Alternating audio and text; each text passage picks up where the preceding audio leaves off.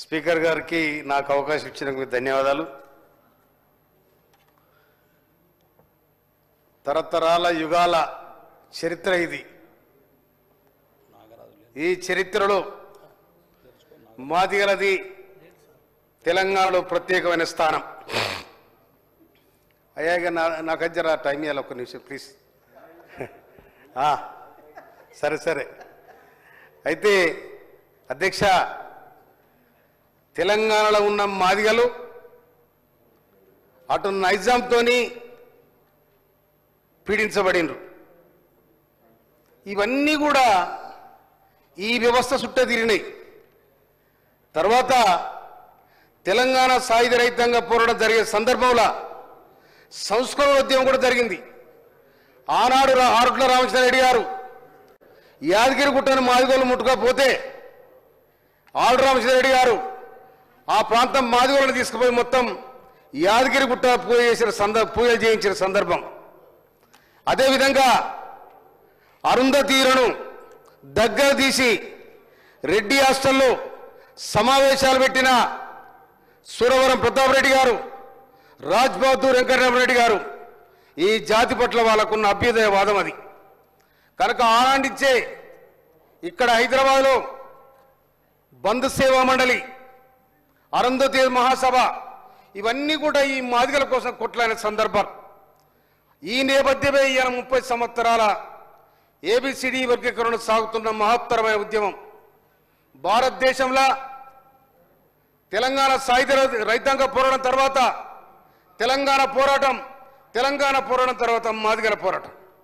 ఈ మాదిగల పోరాటం ఇప్పటికీ నిలబడ్డది కారణం ఎంతే, వారు అసమానతలకు అన్యాయాలకు గురైంది కాబట్టి ఇలా మాదిగ పోరాటం నిలబడగలిగింది 30 ఏళ్ళుగా. అందుకోసమనే కాంగ్రెస్ పార్టీ ఆలోచించి ఆనాడే కాంగ్రెస్ పార్టీ మాదిగలను దగ్గర తీసుకొని బాబు జగజీవన్ రావుకు ఇందిరాగాంధీ స్థానంలో, ఇందిరాగాంధీ మంత్రివర్గంలో, నెహ్రూ గారి మంత్రివర్గంలో ప్రధానమైన స్థానం కల్పించడం జరిగింది.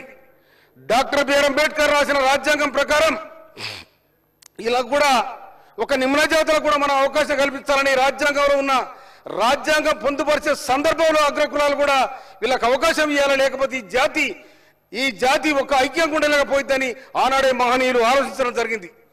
అందుకోసమనే ఇవాళ డాక్టర్ బిఆర్ అంబేద్కర్ రాసిన రాజ్యాంగాన్ని తూచా తప్పకుండా అమలు చేస్తున్న మన ముఖ్యమంత్రి డైనమిక్, ధైర్యం ఉన్న ధైర్యశాలి, ఒక అభ్యుదయవాది, ఒక సామాజిక స్పృహ ఉన్న నాయకుడు మన రేవంత్ రెడ్డి గారి నాయకత్వంలో ఆగస్టు 31 తారీఖున ఆగస్టు పట్టునాడు సుప్రీంకోర్టు ఇచ్చిన తీర్పు ఏతుందో ఒక్క నిమిషం ఆలోచించకుండా నేను తప్పకుండా ఆర్డర్ తీసుకొస్తా, మాదిగలకు అన్యాయం చేస్తా, ఏబిసిడి వర్గీకరణ చేస్తానని తలపెట్టిన రేవంత్ రెడ్డి గారికి నా జాతి పక్షాన, నా ప్రజల పక్షాన, అందరి పక్షాన నేను హృదయపూర్వక ధన్యవాదాలు చేస్తా ఉన్నాను. వారం 10 రోజుల్లోనే మంత్రివర్గ ఉపసంఘాన్ని ఏర్పాటు చేసి ఆ ఉపసంఘానికి అధ్యక్షత గౌరవనీయులు ఉత్తమ్ కుమార్ రెడ్డి గారికి, గౌరవనీయులు సీతక్ గారికి, గౌరవనీయులు పొన్నం ప్రభాకర్ గారికి, గౌరవనీయులు శ్రీధర్ బాబు గారికి, మీ అందరు కూడా దానికి ఉపసంఘం వైస్ చైర్మన్ గౌరవనీయులు దామోదరన్న గారికి మేము మా జాతి పక్షాన హృదయపూర్వక ధన్యవాదాలు చేస్తా ఉన్నాను.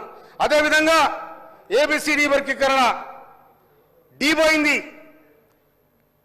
గౌరవనీయులు షమీమ్ అఖ్తర్ గారు ఏకసభ్య కమిషన్ స్పష్టంగా వేలాది మందిని రిపోర్ట్ తీసుకొని ఈ రిపోర్ట్ తయారు చేసి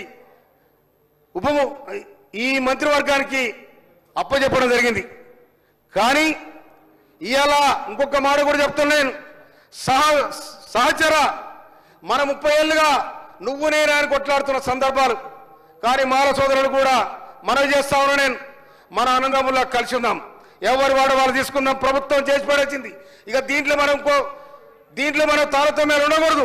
అందుకోసమనే మాదిగలుగా మాలలుగా అందరూ ఒకటే ఉండాల్సిన అవసరం ఉంది. ఎందుకంటే మాదిగలుగా జరగాల్సిన అన్యాయం ఇక జరగకుండా ఇవాళ ఇక్కడ గౌరవనీయులు రేవంత్ రెడ్డి గారి నాయకత్వంలో సోనియా గాంధీ, రాహుల్ గాంధీ వారిచ్చిన ఆదేశం ప్రకారం 7 డిక్లరేషన్ 2018, 2023 కనుక దీనికోసం కట్టుబడి గౌరవనీయ రేవంత్ రెడ్డి గారు వారు ఇచ్చిన ఆదేశం ప్రకారం ఇవాళ 6 నెలల్లో ఏబిసిడి వర్గీకరణకు ఇవాళ రూపం తీసుకొచ్చి కోట్లాది మంది లక్షలాది మంది మాదిగలకు మాదిగ ఉపకులాలకు ఇవాళ ఉపశమనం కలిగించాలంటే రేవంత్ రెడ్డి గారు మాదిగలకు ఉండేలా చిరస్మరణీయంగా ఉంటున్నారు ఈ సందర్భంగా మనం చేస్తున్నాను.